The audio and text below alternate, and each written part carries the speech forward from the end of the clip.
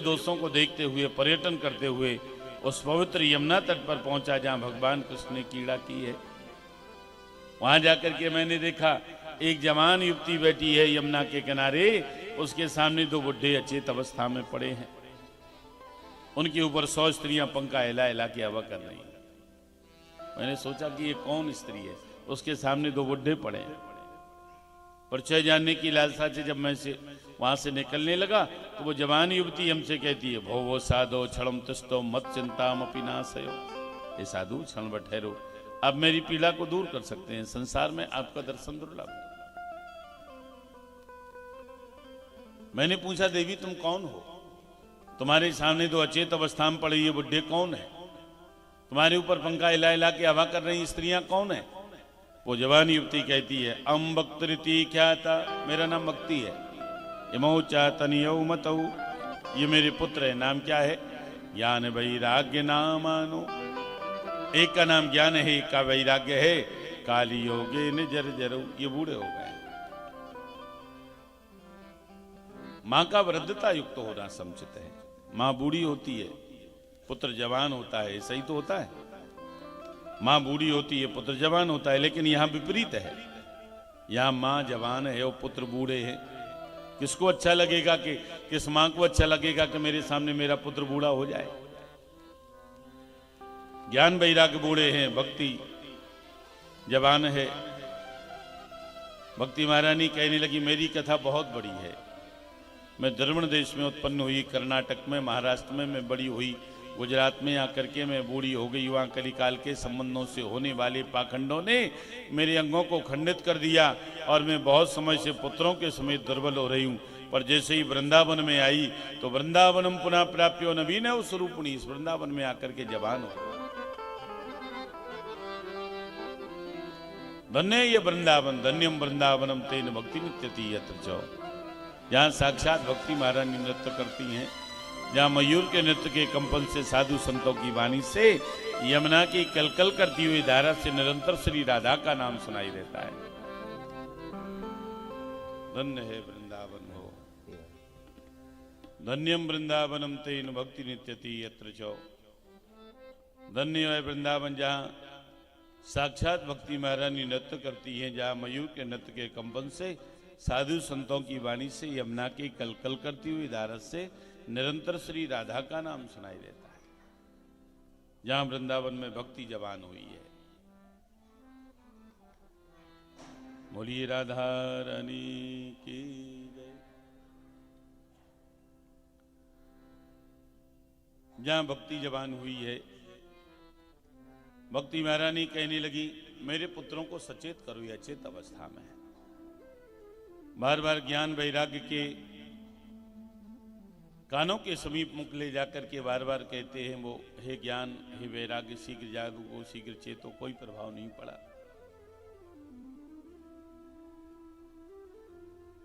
गीता पाठ सुनाया तो थोड़ी सी हलचल हुई, और गीता पाठ सुनने के बाद में जिस स्थिति में थे उसी स्थिति में हो गए ज्ञान वैराग्य।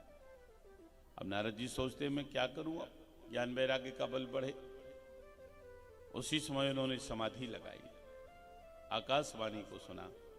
आकाशवाणी ने कहा, उद्यमा सबलस्तेतु भविष्यति न संशया। नारद तुम कोई सत्कर्म करो, साधुओं में आभूषण साधु वो सत्कर्म के बारे में तुम्हें बताएंगे। इस प्रकार से नारद जी ने भक्ति महारानी से कहा, भक्ति महारानी तुम भगवान को सबसे अधिक प्रिय हो। जहां तुम पहुंचती हो वहां भगवान विवश होकर के जाते हैं। ये भक्ति की विशेषता। भक्ति मिलती कब है? तो कहा, भगति तात अनुपम सुखे मूला, मिलये जो संत। भक्ति महारानी को भक्ति की महिमा बताई, और नारद जी उसी समय भक्ति से कहते हैं, तुम रुको, मैं तुम्हारे पुत्रों को सचेत करने का उपाय करता हूं। और उसी समय नारद जी कहां गए? बद्रीनाथ धाम को गए। बद्रीनाथ धाम में उन्होंने सनत कुमारों को देखा है। चारों भाइयों को तो देख करके कहते, इदानी भूर्भाग्येनो भवद्भिः संगमा स्थितः कुमारा वदितां शीघ्रं कृपां कृत्वा ममोपरि।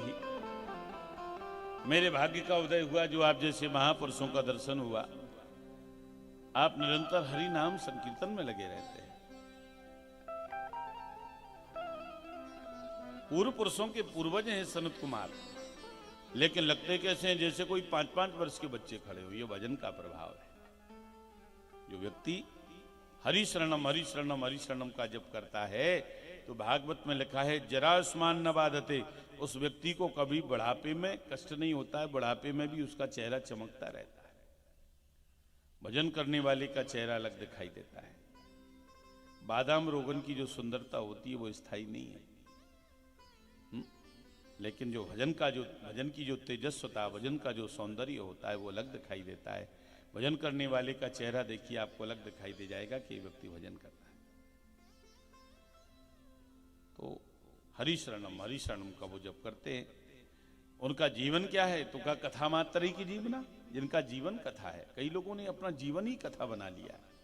कथा कोई हमें कुछ मिले या न मिले, लेकिन हम कथा जरूर सुनेंगे। और सनत कुमारों का जीवन यही है। चारों भाई इसी खोज में घूमते थे।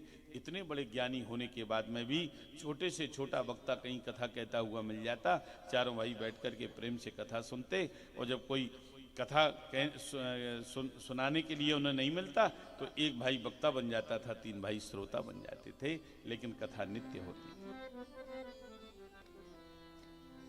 क्योंकि कथा से बड़ी महिमा किसी की होती नहीं। मैं ये कथा आप लोगों को सुना रहा हूं, क्यों? क्योंकि कथा कहना मेरा जीवन बन गया है। हमारा जीवन कथा ही है। कल कथा कहीं विश्राम हुई, आज यहां प्रारंभ हो गई। जिस दिन यहां समापन होगी अगले दिन ग्वालियर शुरू होगी, ग्वालियर खत्म होगी तो अगले दिन वहां डुमरई शुरू हो जाएगी, वहां खत्म होगी तो अगले दिन होशंगाबाद शुरू हो जाएगी। ये लगातार ये जीवन बन गया है। हम तो ये कथा आप लोगों को सुना रहे, क्योंकि कथा कहना मेरा जीवन बन गया है। भगवान शंकर ये कथा क्यों कहते थे?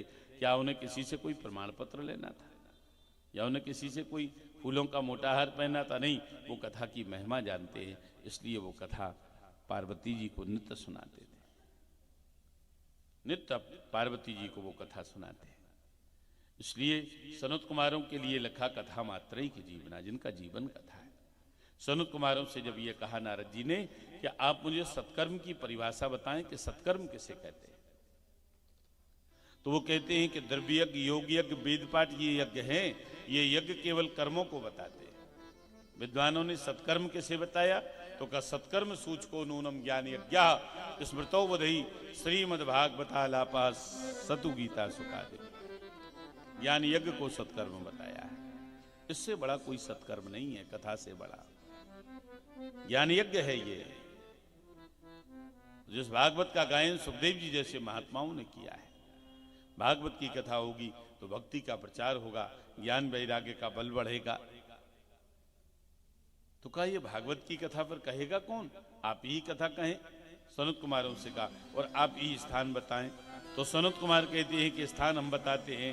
गंगा द्वार समीपे तु तटमानंद नामकम। हरिद्वार में गंगा के किनारे श्रीमद् भागवत की कथा होना चाहिए। अब देखो एक बात बड़ी ध्यान से सुनने की है। कथा हुई है हरिद्वार में और लिखा है गंगा द्वार समीपे तु तटमानंद नामकम। गंगा द्वार क्यों लिखा है? हरिद्वार भी तो लिख सकते थे। गंगा द्वार इसलिए लिखा है, हरिद्वार इसलिए नहीं लिखा कि हरिद्वार यदि लिखेंगे तो ये भगवान शंकर के जो भक्त हैं उन्हें अच्छा नहीं लगेगा।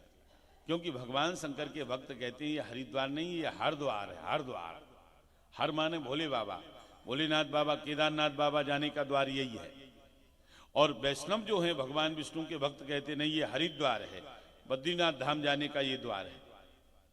अगर हरिद्वार लिख देंगे तो शैवों को अच्छा नहीं लगेगा, हरिद्वार लिख देंगे तो वैष्णवों को अच्छा नहीं लगेगा। तो वो कहते हैं कि गंगा का कोई विरोध नहीं करता है, इसमें विरोध हो जाएगा। लेकिन यदि मैंने गंगा द्वार लिख दिया तो गंगा को हर कोई मानता है, क्योंकि गंगा सबको पवित्र करती है। आप लोग किसी मंदिर में जाते हैं दर्शन करने के लिए तो आप स्नान करते हैं, शुद्ध वस्त्र पहनते हैं, शुद्ध होकर के पवित्र होकर के जाते हैं मंदिर में। लेकिन गंगा कभी ये नहीं कहती है कि तुम हमारे यहाँ पवित्र शुद्ध होकर के आओ। कभी गंगा ने ये नहीं कहा। गंगा तो ये कहती है तुम कैसे भी अपवित्र हो, कितने भी पापी हो, कितने भी अशुद्ध हो, बस एक बार आकर के मुझ में डुबकी लगा लो, मैं तुम्हें पवित्र कर दूं, मैं तुम्हें शुद्ध कर दूं।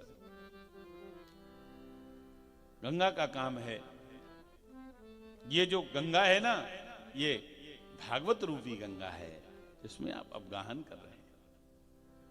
इससे मन के दोष निवृत्त होते हैं, मन के दोष धुलते हैं इसमें। तो गंगा के किनारे भागवत की कथा होना चाहिए। कथा रूपी अमृत रस का पान करने के लिए सनत कुमारों के साथ में नारद जी पहुंचे। भूलोक देवलोक में ये बात पूर्ण रूप से फैल गई। गंगा के किनारे भागवत की कथा हो रही तो लोग अपने अपने पाप को क्षीण करने के लिए, दूर करने के लिए, कथा सुनने के लिए आए। पंगु, अंधे, बूढ़े, मूर्ख भी आए। उस समय कुछ ऐसे लोग थे जिन्हें पता चल गया कि कथा तो हो रही है, गंगा के किनारे बड़ी दिव्य कथा हो रही है, लेकिन कथा सुनने के लिए नहीं आए। क्यों? हमें निमंत्रण नहीं आया है, हम क्यों जाएं कथा सुनने? कई लोग ऐसे भी होते हैं, हमें निमंत्रण नहीं आया, हमें बुलाया नहीं, हमारा सम्मान नहीं किया, हम नहीं जाएंगे। अरे भाई, ये मत सोचो कि हमें निमंत्रण आए तभी हम कथा सुनने के लिए जाएं। आप बगैर निमंत्रण के जाइए तो ज्यादा फल मिलेगा आपको। यदि निमंत्रण देने पर आते हैं आप कथा सुनने के लिए, तो फिर मूल में कथा नहीं रहती, मूल में आयोजक हो जाता है। निमंत्रण देने पर यदि आप कथा सुनने के लिए आते हैं तो सबसे पहले आपका काम क्या रहेगा? आपका ध्यान कथा में नहीं रहेगा, आपका ध्यान रहेगा कि रामकिशोर जी ने हमें निमंत्रण दिया, बस वो मुझे देख ले, मैं आ गया, मेरी उपस्थिति हो गई, रामकिशोर जी से बस राधे राधे हुई और बस लिफाफा चढ़ाया और बस चलते बने। नहीं, ये नहीं होना चाहिए। ये हो कि हम कथा सुनने के लिए बगैर बुलाए जाए। हम कोई निमंत्रण के लिए थोड़ी जा रहे, कथा सुनने के लिए बगैर बुलाए जाओ तो ज़्यादा फल मिलता है। उस समय लोग ऐसे थे, उनकी इच्छा को पूर्ण करने के लिए वहाँ पर भृगु जी गए और भृगु जी ने उनसे कहा कि हम आपको निमंत्रण देने आए, आप चलिए। तो उनके कहने से वो लोग भी वहाँ पर पहुँच गए। बहुत बड़ा समाज एकत्रित हुआ है। अत्रि, वशिष्ठ, चैन, गौतम, मेधातिथि, देवल, देवराज, परशुराम, मार्कंडेय, पिपला, छाय, सुख, जाजन, जौन, विश्वामित्र, पराशर, व्यास, कण्व, अनेक ऋषि वहां बैठे। कथा प्रारंभ हुई। सनत कुमार कहते हैं, इदम भागवतम नामम पुराणम ब्रह्म संहितम भक्ति ज्ञान विरागाणाम स्थापनाय प्रकाशितम। यह भागवत पुराण वेदों से प्रतिष्ठित है, भक्ति ज्ञान वैराग्य के स्थापन के लिए प्रकट की गई। भागवत की कथा का सुनना सदैव आदरणीय माना गया है। आप कभी भी सुन सकते हैं इस कथा को, यह सदा सेव्या है। जिस दिन भागवत की कथा शुरू हो जाए उससे अच्छा कोई मुहूर्त नहीं। सदा सेव्या श्रीमद् भागवती कथा कभी भी सुनो आप इसको। यस्याश्रवण मात्रेणो हर्षितम समाश्रय, जिसके सुनने से भगवान चित्त में भली भांति आश्रय ले लेते हैं।